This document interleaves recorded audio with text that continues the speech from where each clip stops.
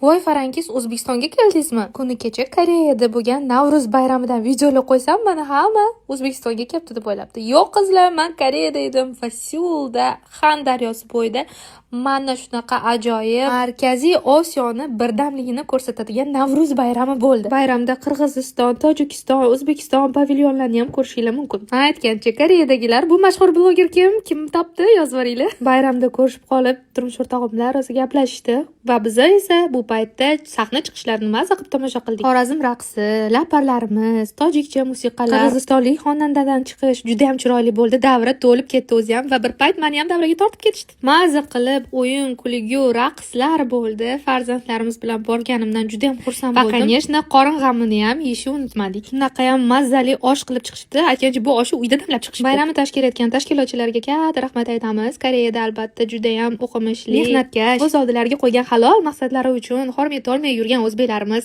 Ilohim musofir yurtdagi mana shunaqa birdamligimizga hech qachon ko'z tegmasin.